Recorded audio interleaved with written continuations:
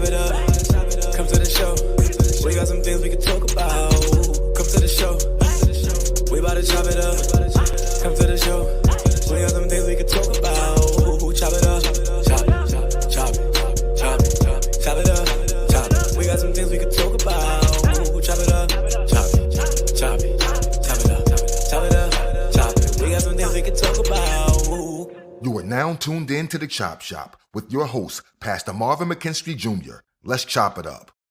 Good evening, everybody, and welcome to another episode of the Chop Shop. I'm your host, Pastor Marvin, and listen, I'm excited as always that we get the God-given privilege to be able to bring you the Chop Shop, talking about everything that matters to Baltimore, whether it's the community or the kingdom. Y'all know how we do. We putting it down, but before we go any further, I got to bring on the screen my right hand and my left hand, my main man, Mr. Shaka D Pitts on the ones and twos, making the magic happen. Always Techniques 1200s because anything else is uncivilized. Shock, what it do, man? What's up, brother? How you doing? I'm doing great, man. Excited. Week 2 of the reload, man, and we are here. And just like that, just like we talking about the reload, y'all, I got to bring on my brand new co-host who are 2 weeks in now. We talking about the two ladies that really run the show. Y'all know how it is whenever the sisters are involved. They are in charge. I'm talking about the one and only Lady Lisha and Chelsea Thekeptwoman. Thank y'all for being with us again this week, y'all. Hey, good evening. Man, I'm excited about this topic tonight, y'all. We're going to be talking about youth violence, and we have a guest who's very much capable of having that conversation with us. So I need you to like this broadcast, love this broadcast, share this broadcast, even text the names of people in the comments that you think should be involved in this conversation. And if you get on here under the Marvin McKenstry Jr. page or the Chop Shop page, you'll be able to get your comments on the screen and any questions that you have for our special guest tonight, Mr. Carmichael Stokey Cannady himself. But before we get into the show, we got to run these church announcements. As always, y'all, we're starting it off with the Stop the Beef hotline. Call or text 443-431-3705 or 443-522-7848. No police involvement ever. These are brothers who are boots on the ground in the community, making the community connection to do everything from pay a debt to get a brother out of harm's way, whatever it takes. The minute We Are Us movement are going to make it happen. And walking hand in hand with the Stop the Beef hotline is the Baltimore Peace Agreement. We got together a bunch of brothers, some brothers that used to be out there like myself, some brothers that still out there, if we're going to be honest, some brothers behind the wall, and put together a 10-point plan. And we have brothers across Baltimore who are signing off. And basically, even what it basically says is even if we got to eat and sleep in the streets until we can do better, we're not going to kill or die in the streets. Baltimore Peace Agreement, if it hasn't made its way to your community, give We Are Us Men's Movement a call. It will be there. All right, y'all, the Employee Baltimore show. Y'all see this week we got it up with the right time on it. Yours truly hosts a show under the Mayor's Office of Employment Development where we're talking about businesses. Y'all, today we had a company that's moving from Georgia to Baltimore called Home Chef. They're the second largest meal prep delivery service in the country. They're bringing a few hundred jobs here to Baltimore. We got the exclusive angle on the hiring events. We had the first wave of hiring out the Middle Branch Fitness and Wellness Center today. In June, I'll be on a meeting with them next week to talk about bringing the second wave in June, which will be a lot of production and warehouse work. So make sure you tune in on Thursday so you can get all the information because we are the plug. Pentecost Sunday. Y'all, listen, don't let that picture fool you. I ain't going to be dressed like that this Sunday because it's also our Youth Sunday. But y'all come on in the building. If you want to wear white, wear white. If you don't want to wear white, oh, well, don't wear white. But come in and expect to learn and understand Pentecost, why it's important, and have a Pentecostal move of God with Victory House Worship Center, where myself am the senior pastor, a servant leader, and God, he's the man. Yeah. Tuesday Tea Talks with my Aunt Adonna Black, y'all. Listen, y'all know Aunt Donna. Aunt Donna done it all. She's been a show host. She's been just about everything, okay? A show host. She was in the music industry. She's a brilliant Black woman who is about real work in the community. So make sure that y'all connect on Tuesdays at 6 p.m. This is an in-person event. I think the admission is a $5 donation. But Tuesday Tea Talks with Adana Black, you're going to continue to see it in my story and on my page. Make sure you come out to support the movement. All right, y'all. Men's month is coming. We let the ladies do their thing in May, but June is coming in the men's month. And kicking it off are going to be two of my brothers. These brothers I love have been dear friends to me for a long time, but they serious men of God. On the first Sunday in June, which is June the 4th, is going to be Pastor Andre Nance of the New Mount Sinai. I call him my miracle brother at this point. The way he defied everything associated with that heart attack and the surgery he had to have. He's going to be with us. And then following up the second week, this the one when you see me in the trenches, he out there with me. This is my brother from another mother. I love this man of God. Sunday, June the 11th, we're going to have Donnie Neal in our 10 o'clock service, y'all. They're going to be bringing the congregation. So that power of God going to be amplified times 10. Why? Because the Bible said one can chase 1,000, but two can put 10,000 to flight. So make sure you in the building. Bring a brother. We're going to celebrate the men. Afro Festival. Listen, we are going to get them on here before June the 10th. I'm going to reach out to my sister Kimberly Yancey and make sure that we get connected with somebody from the organization that's going to come on. And even if they just give us 5 to 7 minutes, these sisters are doing a great work. Y'all, it's going to be about the beauty of being Black people, y'all. So make sure that you are in the building. Shaka already told you just about every act down there of the live performances of people that he knows, which says to me automatically dope because he dope. So make sure you bring your tent and your blanket. Come on out for a day of music, great food, and a whole bunch of other stuff. Music by DJ Focus, host Kish, the Lioness. Come on out Saturday, June 10th, 12 noon to 6 p.m. Family and Friends Day is this Sunday at our church at 3 p.m. My father in the ministry and my first pastor as adult and all that sort of thing, Bishop Michael Evans, he comes once a year to speak a blessing, an apostolic blessing into the house. I'm excited about him and the congregation coming. So if you're not doing anything at 3 p.m., I need y'all to come through Victory House Worship Center, 1063 West Fair Street, Baltimore, Maryland, 21223. Be there at 3 p.m. because we ain't like a lot of mother folks, y'all. We start on time. Talk to him. Brag different, Marv. First Impressions Ministry at Victory House Worship Center. Every third Saturday, we are out in the community in front of the church. We had it looking like a little renaissance. We got our table out with clothes that we're giving away. We're giving away food. We got hot dogs burning on the grill, music playing. Sister Stacy Day, whom I love dearly, my sister in Christ. She's the minister that's over it. We also accept donations. So if you need to, reach out to s.fitchett.bhwc@gmail.com to make your donation. Hit me up in my inbox. If you got something that you want to give, we definitely want to have it because y'all people are coming out and being blessed by this. As we move forward, this coming third Saturday in June, we're going to have vendors on site that's doing that's related to mental health. We're going to have jobs. We're just going to have a bunch of stuff. Make sure you show up. All right, New Commandment Church, y'all see him. That's my son right there. But he is truly, truly a man of God and a great leader under this the leadership of the establishmentarian, Apostle Ruth Johnson, Pastor J.O.K. Thomas. The leader for this generation is moving New Commandment to the next level. So make sure y'all come through 2 p.m. every Sunday. He is on the corner of Kirk and Montpelier. Shock is running these things. That means it's time to go, y'all.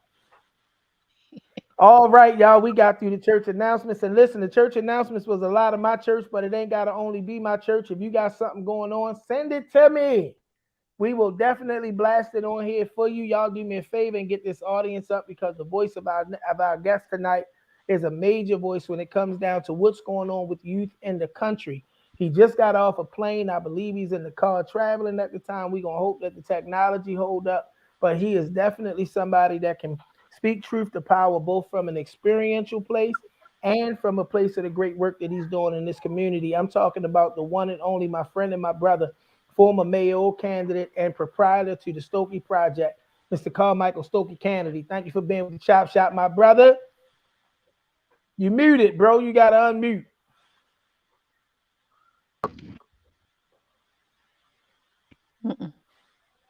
The beautiful host. Man, I appreciate you for being with us today, man. I know your schedule, you busy. It looked like you didn't touch down in Baltimore. I recognize them row houses out the window. But thank you for taking the time to talk Yeah, to us, man. man, How things going yeah. on your end? Everything is doing good, man. I had no complaints, man. I'm blessed, man, and I, I I really don't have any complaints, man. I don't.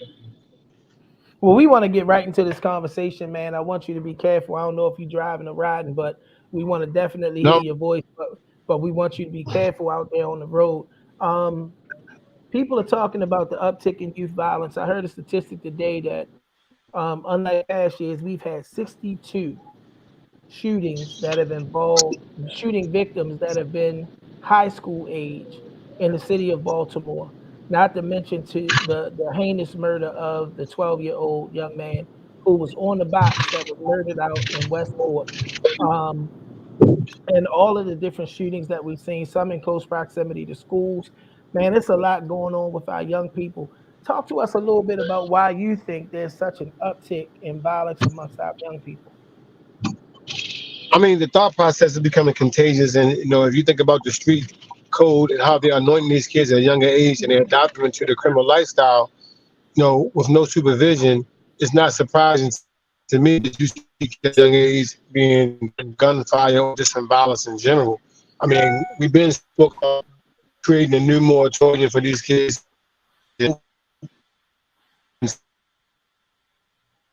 So I think we having problems because you're Can moving. It's causing you to you hear me break now? up.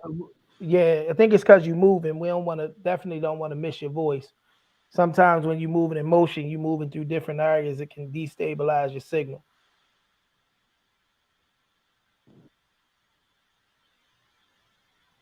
All right, while he's coming on it, okay, while he's coming back and getting his audio together, I do want to go to my co-host. That's the beauty of having people on here with me. Shock, you worked for years at the Westside Youth Opportunity Center in the capacity to deal directly with that age group from 12 up to 24.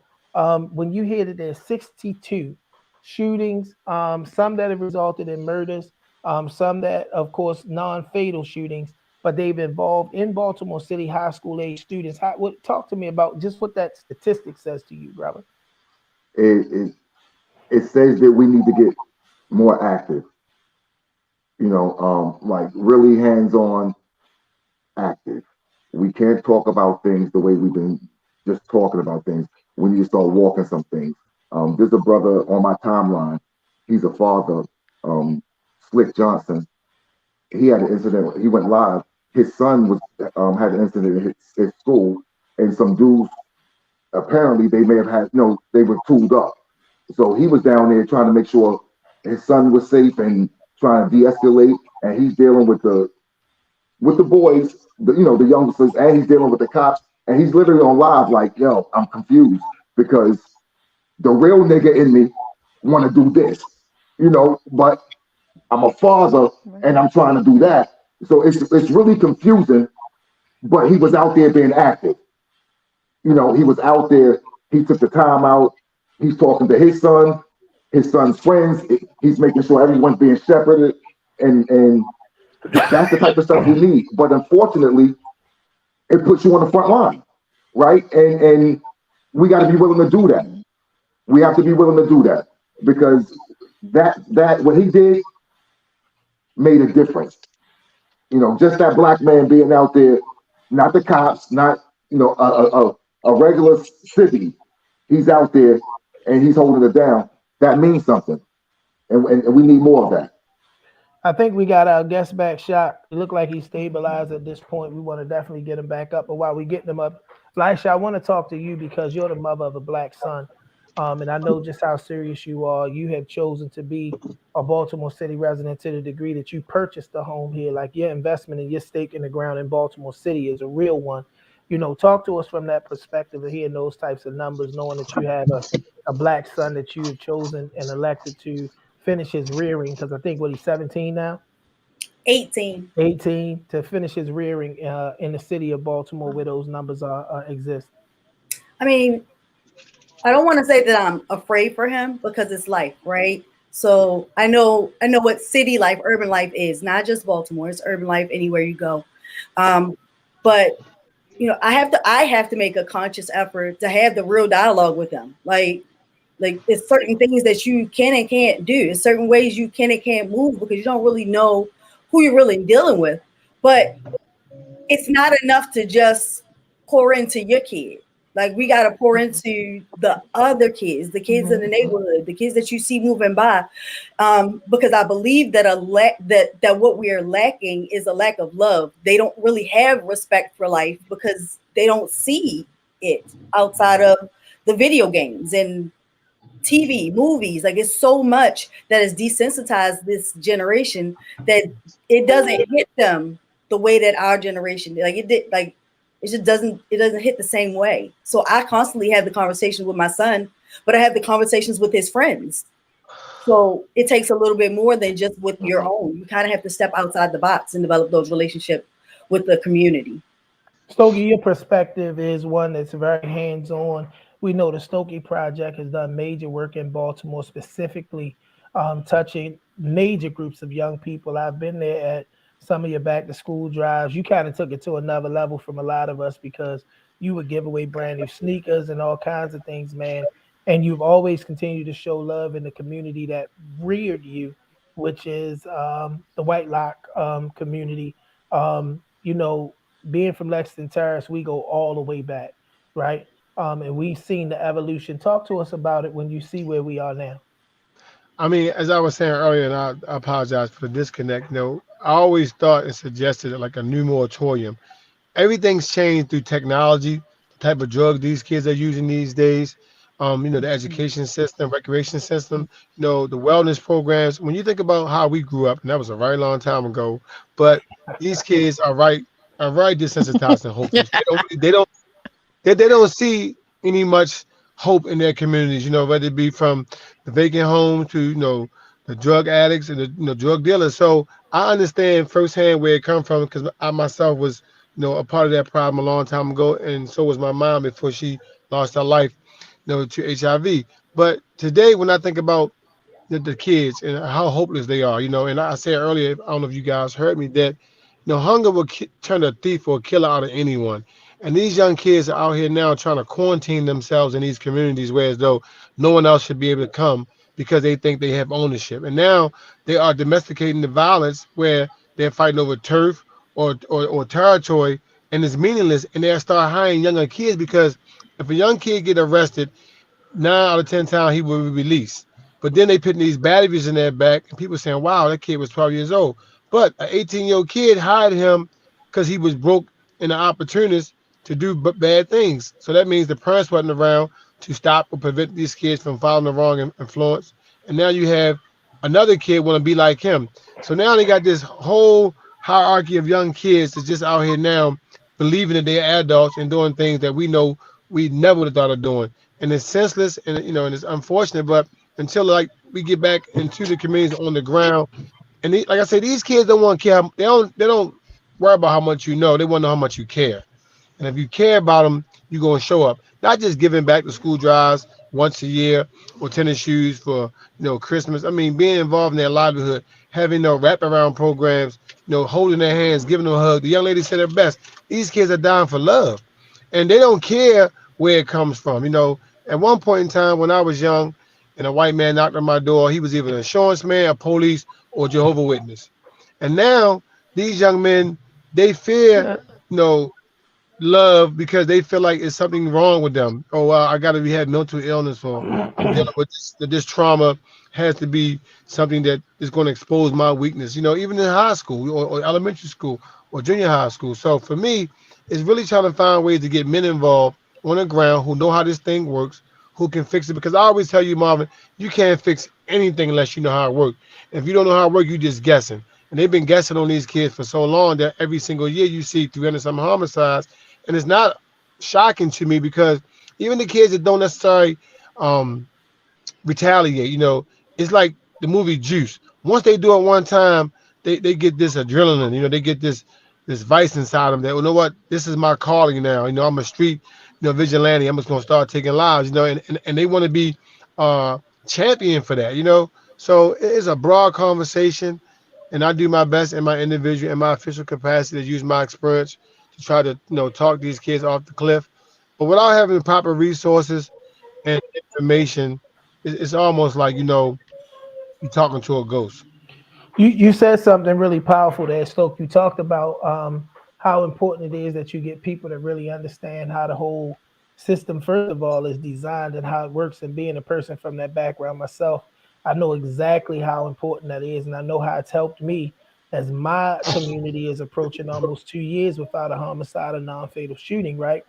But when we talk about $640 million in ARPA funds and other money that has hit Baltimore, even if we look all the way back to Freddie Gray and some of the money that hit after that, what is it that continues to see that we continue to see the resources come down from maybe the federal government or other sources, but never seem to make it into the hands of the Stokey Project? It keeps going into other places, and whether we agree that those other programs are effective or not, we got programs like the Stokey Project and Challenge to Change that struggle trying to make it happen. But these are the people that have the actual answers to the problem. Talk to us a little bit about those funding streams and Well, how they well, wind up looking in the hood.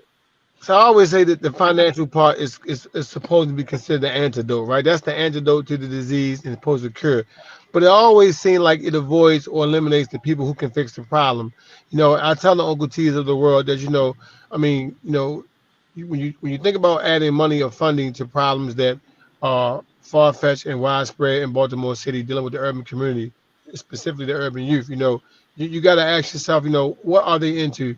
Again, it got to be more than video games. What can we do to educate them or re-educate them on what it's like to live, be happy, whether it be, getting in culinary art, engineering, something other than trying to escape them from the squeezy life, right? So when the money comes and it comes into different programs, I never questioned the reason behind it because I know that it's supposed to be with good intent. But like you said earlier, it never reaches the ones who need the help the most. Think about Freddie Gray. What happened? The city was on world news every single day, for a month straight, and then now no one comes here because it's an afterthought. So money Right. is very important. Money is very important, but it has to be allocated and distributed in the right hands at the right time to appropriate programs and matters, that will give these kids an opportunity to grow from the institutions that provide the funding. And I understand exactly what it's like because we grew up, me and you, Marvin, just with a recreation center. That kept us out of trouble. Now again, these kids are much Right. smarter. Right. They brazen. So you need more than just funding. You need love. You need care. You need concern. You need leadership. You need proper guidance. You need the house. It has to be a total wraparound service for these kids, from the home to the school to the community. Because what happens is they take shortcuts. Like I remember we cut school to go to the movies, right? Now you can't cut school because Mm-hmm. they don't even go to school. So it's a lot of things. I used to be Right. scared to walk down the street and see Miss Right. Thelma. Because Miss Thelma gonna do what my mama would have done. Now you see Miss Thelma, you hear that, Right. and you try to serve her. You know what I'm saying? So I mean, it's difficult as it may Right. seem, man. Right. I never give up hope on Baltimore. I just think that we need more people such as myself, and I can do a better job to stay engaged, get involved, and help these kids become, more hopeful and less desensitized to what they feel like is their future. Because if you show somebody something, and one of the reasons why I ran for mayor, and I was very disappointed, a lot of people that really didn't understand the logic behind it, it wasn't to get a job or become, an official, of the Baltimore City. It was to show people what change looked like. They had to see it. If they don't see it, they ain't gonna believe in it. Michael Jordan Right. played basketball Right. for 11 seasons, and now everybody want to dunk because they see him dunk. Now everybody want to shoot the ball from half court because they see Stephen Curry do it. Right. If somebody sees somebody successfully selling drugs and making a living, they're gonna do that. But if you also show them Right. something else to do, Right. they will do that as well. It's just that we don't have a lot of positive examples, and we have the wrong people who making the wrong decisions at the wrong time. That's causing this to be a redundancy and you almost like putting a TV show in syndication. It's happening over and over and over again, and you got moms that are crying out for help, single parents as it may be, but no one seems to be listening because they throw a few dollars here and there, and they want everybody to be quiet. But that's just the band-aid effect to a shotgun wound. Chelsea has a question about Right. the Right. frontline Right. programs. Yeah, Come I on would with your just question, question. I just Chelsea. wanted to know what if some of the different. I'm sorry. I you think hear we me? got a little delay. Yeah, we got you. No? Okay. I can hear. What if some of the different programs join together? What if the different programs join together? Not just for Thanksgiving, back to school. What if some of the different programs join together? Because I could probably say I was a little checked out because my kids are grown and I felt like in a sense I've done my part. But then it becomes their other kids that you know, I'm around all of the kids, my friends' kids. So what if the groups, the organizations join together like just That, because? that Because I'm with you. We had the PAL Center, we had those things back then. We had Rhythm Skate, we had Painter's Mill, we had, exactly. Yeah. even disco skate at one point. I guess I'm dating myself. Oh, right. Okay. Okay. Uh-oh. It's funny you say that because my kids are older too, but they don't know nothing about no its and catch one, catch all and tin can alley. They don't know that. Now I can't ask them to, re-enter those games to keep, but now these kids don't even play in the community no more because it's so violent. So when you think about all these programs coming together for a real holistic collaborative effort, that's a beautiful thing.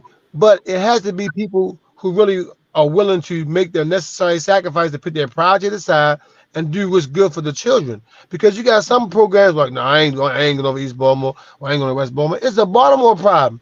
It's not an East Baltimore problem, or West Baltimore problem, or Cherry Hill, or Westport, Lexington Terrace, or Right. White Lock. It's a Baltimore problem. And when you have leaders who know how to lead effectively and can get people in the right room who make these hard decisions, it's going to help everyone. That's what needs to be done. I always, give people these three scenarios, and I pray y'all understand. If you go to the zoo, you're going to see a lion. He's an exhibit. He's chilling, relaxed, just waving his tail. If you go to the circus, you're going to see a lion entertaining, jumping through hoops in the fire, for apples. But if you go to Africa in the wild, you're going to see a lion hunting and praying for food. And if he see you or anyone, it's not personal, you bait. You his meal. But you can't be mad at him for that. How you going to be mad at him when no one's giving him anything? And the other two, you're not mad at them because they chilling and they've been domesticated. So my logic is, if you treat that last one like the first two, you probably get similar results. And that's what's happening. We're not giving the last one the results or the resources that he need to get the same results because we are scared of him. So we feel like, okay, he's not going to change. That's not true. The other two come from similar habitats. It's just that they were domesticated and people showed them how much they cared about them and they put them in comfortable situations. That's exactly what I wanted to touch on. I wanted to touch on the fact that we throw these programs together and we want kudos for the work that we're doing. We're doing all of this, we throwing the money together, but we don't show the kids any respect like they're humans. Like you're a young man. So like I go out and I'm driving through the city and I see the squeegee boys like I see anybody else. I've never had a problem. Never. I've never had a problem with disrespect. I've never had an issue with anybody getting upset. And you want to know why? Because I treat them with respect. Even if I don't have $1 for them. You know what I mean? I respect them. Right. How you doing, young man? Y'all being safe out here? I ain't never have a problem with the squeegee boys out here because I give them respect. And I think that a lot of times we forget the fact that they're out here trying to make things happen in a system and in a world that they don't think respect them. So they go out and get guns and shoot people to get the respect. They got to demand respect on it with this territory. And it's sad because our generation and the generation before, we were taught to have self-respect and self-pride. And this generation here, they kind of missed that with the whole shift in technology and the paradigm shift that occurred with everybody just kind of being in the house and not going out and not developing those relationships. Everybody's on the video games, talking online. They didn't get that. So now as a result, we have kids that don't know how to operate socially. Right. Yeah. So social media has become a transporter. And again, when you think about the budget that the Baltimore City Police get, right? Some programs won't be funded because it don't justify the spend. What I mean by that is, if you give the Stokey Project or Challenge the Change, say, $500,000, and we cure the problem, then you're saying, well, why are we giving the Baltimore City Police 500 million, and Stokey them doing it with 100% less, right? So when you think about funding and appropriating these matters in real logistic ways, they won't do it because it doesn't justify the spend. And I understand the hierarchy and hiring people and employing people, giving them jobs, but some of the most solid, thorough resources don't have a badge or a gun. They have a reputation, resources, and respect from the community in which they come from, and they're well respected. And if you look at the work they have done, and I'm not talking about the hypocrites or the ones who are battling or who are inconsistent or straddling the fence. I'm talking about the ones such as myself who know for a fact that there's a higher power that oversees all this, and if you don't do right by him, then he's not going to do right by you. And you got to have a human life, like syndrome, to a point where you're like, you know what? Let me do right. And these kids, I'm like you said about the squeezy kids, I never had a problem out of them. Whether they know me for myself, my son, or my work. Me neither. But Me neither. if you call them a king, right? A lot of them don't know why we call them a king. They don't know about our African heritage or history, but they are so lovable, and it makes me sad. And I try to be contrite as I possibly can with the people who alienate them. But it's difficult because, like you said, if you love on them and you show them that you care, they 9 out of 10 times it's going to be reciprocated. Stokey, you just touched on a real powerful point when you mentioned education. I remember pretty much your entire platform from being around you in so many different places and hearing you put it out there. You had what was somewhat a unique perspective on what should be happening as it pertains to our local school district. How much do you believe the broken, very broken Baltimore City public school system contributes to what we're seeing out here as it pertains to the uptick in violence, youth violence? It's definitely not the cause, but it's a major contributor, because then we can talk about Kerwin, we can talk about how Carroll County led the state in education funding and things like that. But schools used to be a safe haven. You go there, you learn, you play, you get out, and then now they go there, they go there to eat, be disrespectful. And I always said to myself, dang, what makes a kid call a teacher out her name, but don't tell a judge that, right? Because they have a fear factor of this system, and they know who can and who can't. A teacher there to help you, a judge there to take something from you, right? Or provide, some type of legal assistance of a judicial matter. But, I never seen a kid get in the courtroom and say, excuse my language, F you, judge. But in the school, in the hallway to the principal, F you. Because they know exactly what the consequences are of their action. And some of them don't even care about getting out of school because they don't want to be there anyway. But most of them who go there, who have learned and educated them, who have used the education system, no matter how far behind we are, it has shown that some great people out of Baltimore who use the Baltimore City public school system, have not only succeeded in life, but became great educators themselves. We just had to tone down on giving these kids, man, ample time and educational resources, up-to-date technology, whether it be laptops, computers, so they can compete. How you gonna go get a job and you can't compete, right? And it starts with the school system. So these kids give up, they become very hopeless, again, desensitized and angry because they feel like somebody let them down or the ball was dropped again on them like it was their peer or relative. And you look at the Baltimore City system. I went to a basketball game. Man, you just couldn't get in the gym. Now you can take your whole family and a generation getting there, because it's so empty in there. So a lot of things have changed, and and I can't blame it solely on the kids. Adults have to take responsibility for the things they're not doing to get these kids acclimated and inviting them into these programs or getting them in school and letting them know the importance of education. Because like again, if a kid see a rapper and he wearing this gold chain, he driving these cars, they saying, well, shucks, he didn't have to go to school to get that. Whether it be a shortcut or whatever, you know what I'm saying? So for me, it's like the school system plays a very, very important part of what they got going on. A very important part. So I'm sorry, I'm gonna interject because I'm on two sides of the spectrum, right? So my son, I pulled him out in middle school and homeschool because I want to put my son in the system, but not because his teachers did anything wrong. He just wasn't.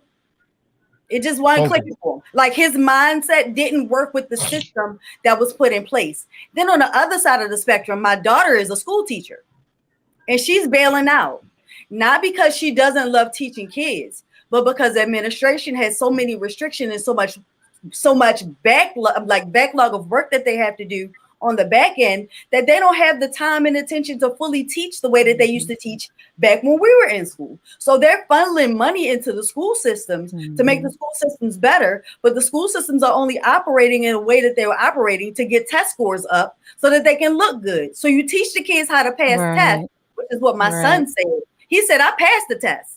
I'm testing on 11th grade level. Why I got to do this dumb schoolwork? And you know what? You made a good point. So we made some adjustments. But when you think about how administration operates, like Maryland is one of the most wealthy school systems I think it is the most wealthy school system in the country. In the country. But we have children that can't even read. We don't take the time.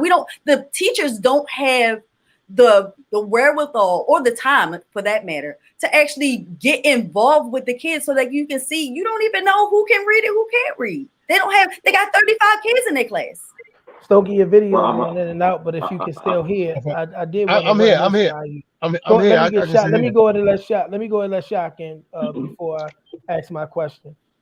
Well, I think we kind of putting the cart before the horse, right? What about the parents? Because, whatever's going on outside, what's going on inside? Parents still. So, for instance, I come from I was a latchkey kid. So I'm not even saying my mom was always on me. That's not what I'm saying.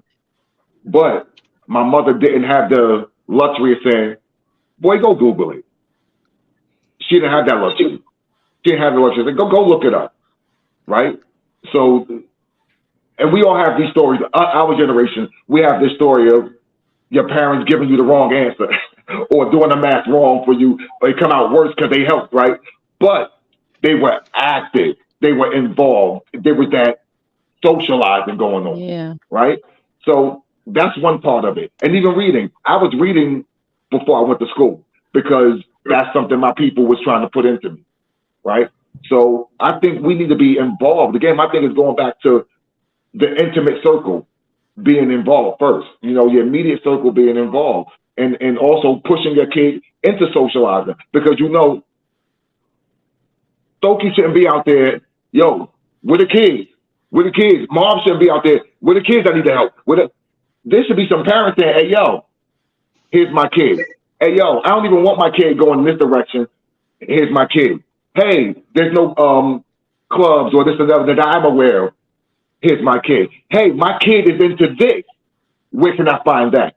Right? So my whole thing is redirecting whatever artistic potential or entrepreneurial potential they have positively. Whatever they into, let's take that and make a lateral. You can make teachable moments just by dealing with them on whatever they're into. I learned to read because I like comic books. But Shaka, what I want to tell you, man, and that's not an element that need to be eliminated, because the parents is number one to me. The sole responsibility lies on the parent. But I did some research, right, and that because I was running for mayor. The average grandmother now, man, is 29 years old. Yeah, bro. Grandma 29, right? Yeah, bro. Right.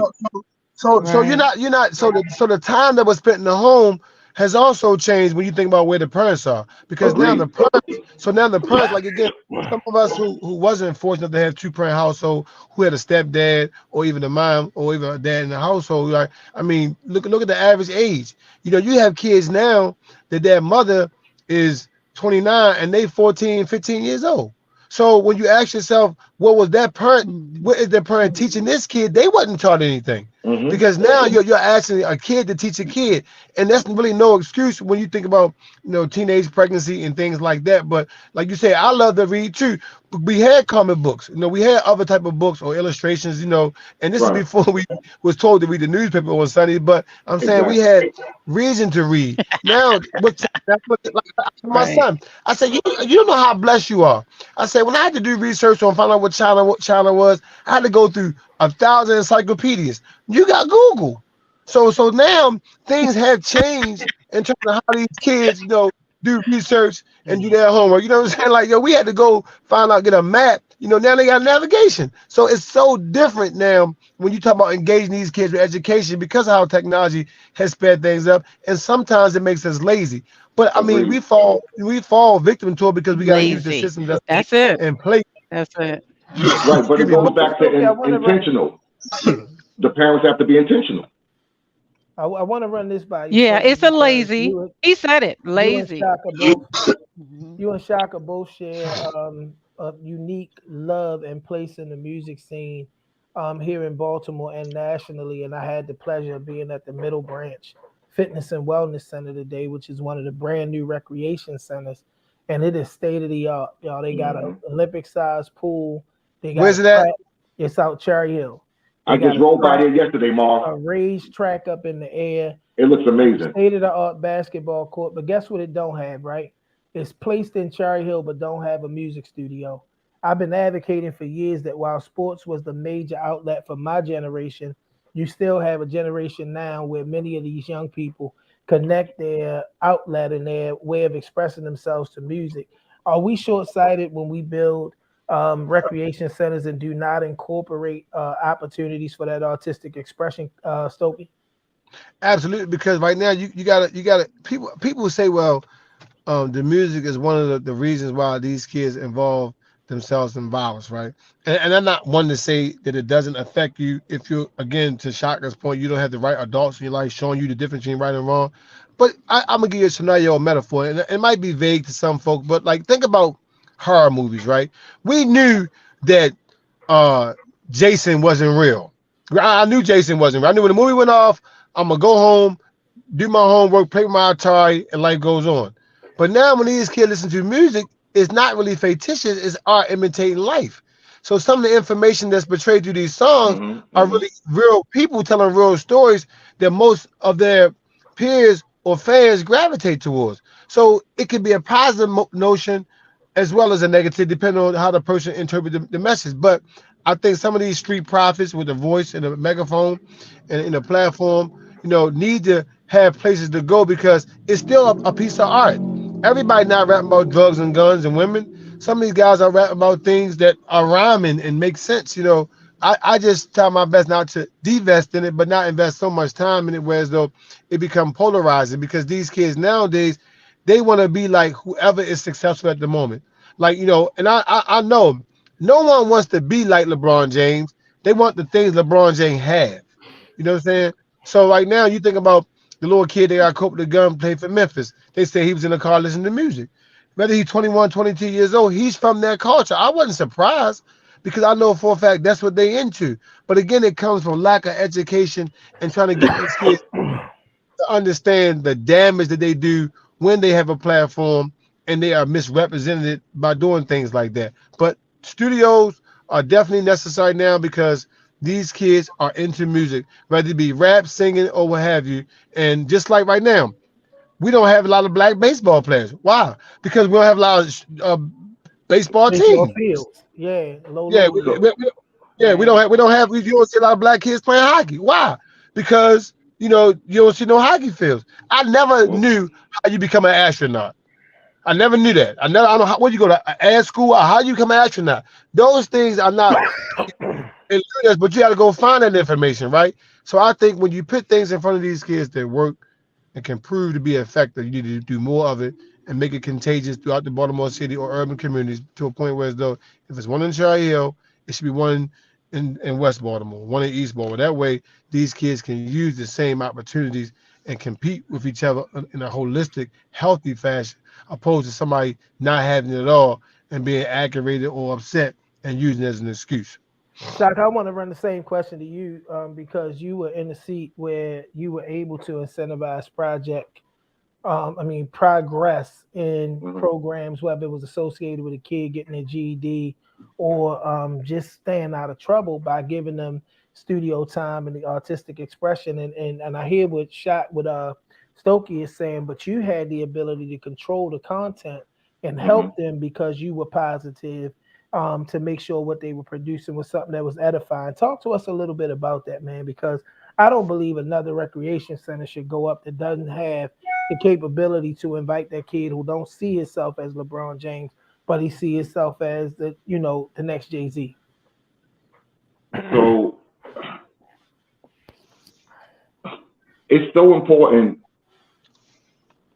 to interact with them on the things that they're into, whatever that is, right? So again, I use bikes also because that's what they're into. So as far as the studio part, if you have someone like Stokey is talking about, someone that can guide them, someone that can pour a little something into them. And again, my thing is, you don't want to stifle these kids. You don't want to stifle these youngsters. You don't want to say, oh, I don't like that, so don't say that. That, like, what are we doing there? So the thing is, you try to meet them where they at, and you nudge them where you want them to go. But you can't drown them to make them drink water, right? You can't do that. Important. And so you can't do that.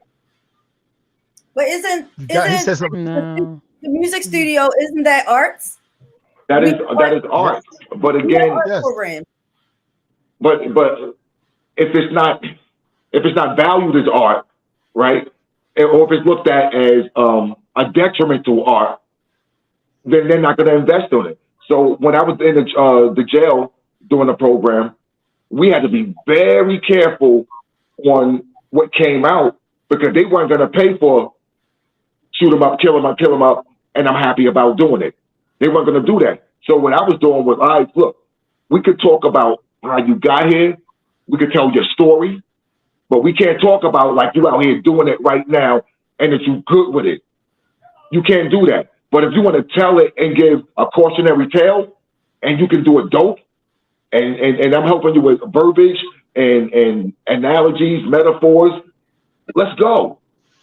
Let's go. So it's really hard when someone else is funding the bill, right? So that's why it's important for us to be able to fund the bill, because if we let them fund the bill, they're going to say, you can't do this, you can't do that. As a matter of fact, we don't even want the program. Well, Stokey, you were about to touch on the importance of Shock saying about not crushing and having some leeway and allowable. I wanted to hear what you had to say. No, he was. Shock said meeting where they at, and that's so important, man. Because like we can't. Everybody not gonna be, a plumber. Everybody not gonna be an electrician, right? And I get that. We have ways that when I came out, trades was very important because if you didn't graduate from high school, and statistics say that I think back in 2000, maybe 2019 to 20, that the average kid that graduated from high school, only 36% went to college. Out of 36%, only 42% graduated. So the other 54 or 56% of the people who didn't graduate didn't have a job. But if they had a trade in high school and decide not to go to college, they could still fall back on their trade. So right now, when he say meeting where they are, some of these kids look at music as an outlet to form an expression, to vent, to de-escalate problems in their community, where they talk to each other. That's their language. They hopeful to be another Jay-Z. They hopeful to be another Meek Mills. But that's the average is not in their favor, because you think about 8 million rappers and only 1% get the top platform, and that's only about 100 rappers. So the other ones won't be heard, or we be disenfranchised and ignored, and then they go get mad when nobody will support them because maybe they haven't made it yet. And that's in Baltimore. Like, Baltimore don't have two or anything. We don't have two championship fighters. We don't have two championship basketball, baseball, football. I'm saying, and we think about art musician-wise, I mean, we have a lot of talent here. It's just that it's never reached the surface of, like, contaminating the area where everybody can get on. Somebody say, you know what? We're going to put this guy on, like Atlanta or Memphis or Miami or LA, or New York. Baltimore don't have that, but I definitely agree with Shaka in terms of meeting people where they at, because people oftentimes want these kids to do what they used to do, and that's not what they in. That's not what they into. These kids, I mean, like, even think about marijuana, right? And I don't smoke, drink, or do anything like that, but, back then, you had to sneak in the alley and do these things. Now they sell it in the stores. It's legal marijuana, recreational marijuana. A lot of things has changed. So, like, and I grew up, and I think most of y'all can agree with this testament, right? I grew up where my mama told me, boy, you better not talk to no damn strangers. I'm going to slap your head off. But now we on Instagram talking to people we don't know every day. Then my grandma would say, boy, but I get in that car, don't get in the car like no stranger. Now we catching Ubers and Lyft. right? I'm like, Yeah. yo, so things change, and Yeah. we modify our Yeah. thinking based on our experience because we evolve. And evolution don't pause. I gave a person a quiz the other day. I said, young lady, do you know me? She said, no. I said, would you get my car with me? She said, no, hell no, I ain't getting no car with you. I said, but you just got in the airplane with a pilot you don't even know. You didn't ask him for his credentials. You asked that pilot to show you his license. You don't know that man from mechanic great, but you know me or know of me, but you won't get in the car with me. That's different. I said, what's the difference? Because of the reputation of the airline, opposed to the reputation of black men. You know what I'm saying? So I understood what she was saying, but I broke Ooh-wee. it down to her. Ooh-wee. There are a Ooh-wee. lot of things. A lot of things is about trust. When you trust people, you're gonna go wherever they tell you to go, do almost what they tell you to do, and then you'll live with the results. But I told her, I said, you get on the plane to ride from here to Paris, and not one time you knock on that door and say, can I see your license, sir? Cause I want to see your face. You know what I'm saying? But you'll give me a hard way to go by riding them on diamond. But that's just the psyche behind how we think these Well, days. you talking about trust. I want to get this in. We coming down the stretch. We got about 6 minutes left. I want to talk to you about the youth curfew plan that was revealed yesterday. And just, I guess, in the most basic sense, do you see it as something that'll be effective in curbing youth violence?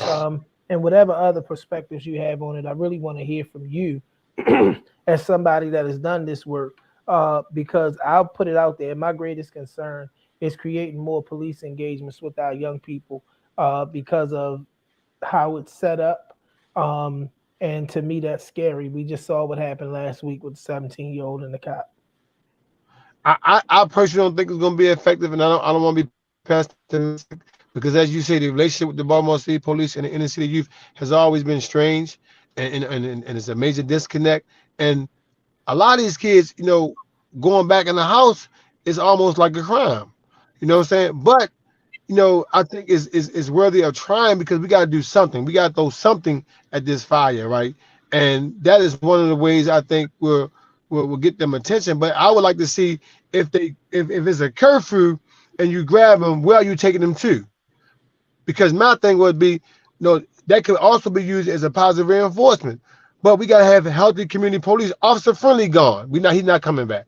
But if there was a way where these kids could go to all night recreation center, right? Or if they get too many curfews, we give them some type of not necessarily a fine to pay, but something to do. I just think that the relationship with the police, as you said, is so scarce and it's such a major disconnect. I don't see these kids even thinking twice about paying attention to that. They tried it again, when Freddie Gray, it didn't work then. It didn't work with George Floyd. I don't think it's going to work now. And I don't know the statistics, but I pray something good come out of it because I don't want these kids to feel like they're being targeted. But I just don't understand the rationale behind making these kids go in the house. I don't understand why they're doing it, but I don't understand why we couldn't find a way to redirect them somewhere else if they out in the streets. So my concern is the fact that black don't crack, right? So who's to say that they're not gonna roll up on some grown person and start treating them like a child because you look like you 17? Like none of this makes sense to me. I don't think that we should be giving the police officers the freedom to roll up on our young men whenever they feel like it, just because they think it's too late for them to be out. At 17, I had a job at 17. Right. So at 16 and 17, I was at work at 11 o'clock at night. I was on my way to catch the bus back home. So you gonna run up on my son while he on his way home from Mondawmin because he work at Fridays and he get off late and he walk like, no, I'm not for any of that. I'm not comfortable with that at all. Nah. Not just for the youth, but for my black men out here, my brothers out here, because they gonna use this as an excuse to roll up on whoever they want. Yeah. Curfew isn't new. The curfew isn't new. It's just, it's just today the approach. We're a little leery of the police having a curfew. It's been going on forever. We used to have a commercial. It said at 11 o'clock, do you know where your children are? Remember? We used to crack a joke. Right. Yeah. So we had that a long time ago. And so the curfew isn't new. I think that we all have to. No, the curfew isn't new. I think that we are Big Mama and them, and we all have to come together. I'm sorry. Well, at least y'all got 11 o'clock. My curfew was when them lights come on. Yeah. The only curfew I know is the one Stephanie put on me. Other than that, when like, them street lights come on, listen, y'all, we gotta wrap it up. I gotta thank my Yeah. guest, very special guest, my friend and my brother, Mr. Carmichael Stokey Cannady, for Thank you, being here Mom. Thank tonight. all of you Stokey, guys. what should we be looking for? I'm gonna ask the $1 million question. We've kind of went through almost through 3 years almost of the current administration, and you've had the opportunity to reconsider how things worked out as it pertained to your run last time, and you see where we are as a city under the current administration. I'm gonna ask the $1 million question: should we be praying with you? Are you even considering a possible second run at the mayor seat or anything else? No, I love my life. I love working behind the scenes, helping the people that the city of Baltimore choose or elect or select to run these jurisdictions and these political offices.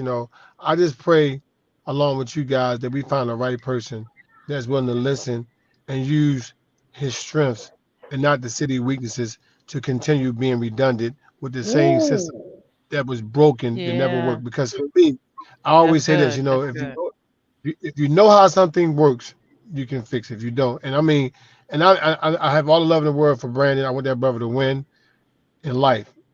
I want the commissioner to win in life. If they win, we all win. But the reason behind my dissatisfaction in this company, because they haven't reached out to the people that I know could have made their life and job a lot easier and helped Baltimore City on day one, and they haven't done that yet. And I Right. don't have faith that they will ever do it, No. because you can't bring somebody from Buffalo or New York to tell them fix Baltimore streets when they never been on our streets before. This not medicine. Right. It's not That's medicine. So good. I That's understand good. that. where should we look for you? That's What should good. we be looking for from you? You Man, told us I'm an you ain't gonna entrepreneur, be man. out there. What should I we got look for? I got a brand new sports bar, 8 Allegheny Avenue in Towson, Maryland. Man, I got a deli on Monroe and Clifton, 1837. I'm just trying to create generational wealth, man, and do everything I can do, man, in a Where the positive deli at? note. The deli is at 1837 Clifton Avenue or Monroe and Clifton, right across the street from that mega church. I think it's Shallow. And the sports bar, new sports bar, named after my friend who lost his life to a heart attack, called Silks in Towson, man. So I'm just trying to be an entrepreneur and create generational wealth, man, and show kids how to make Duke a was a legal podium living. partner. Yeah, exactly, man. Show people, these young men, how to live a successful life, man. Without breaking the law, man. So, you I tell know, you what, when the Chop Shop crew get the opportunity, we gonna meet up at Silks and we gonna come out there, man, and break but I bread would say this, because though. I would say this, and I didn't mean to cut you off. My heart always for change in the direction of Baltimore, and if God see fit, if that's what He want me to do, He'll find a way to send me that message. But right now, I want to stick to being an entrepreneur. all right.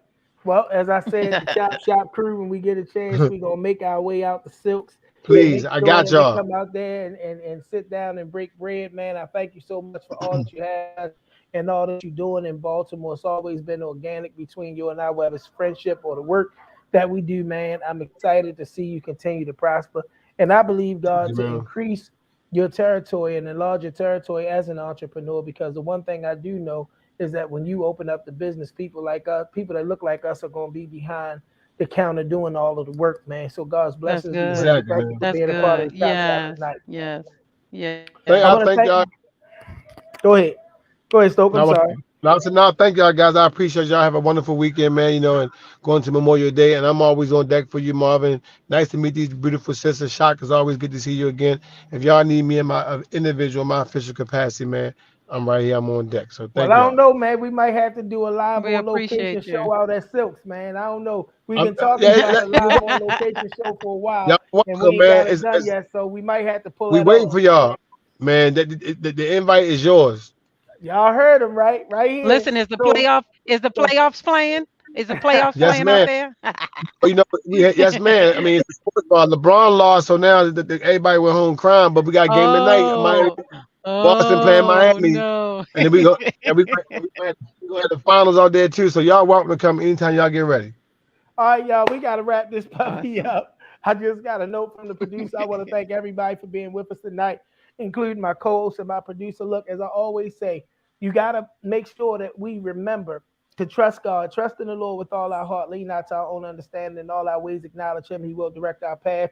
Be the change that you want to see. Be productive right where you are. That change will find the place that you are. And always remember that above and beyond anything else, we can be more.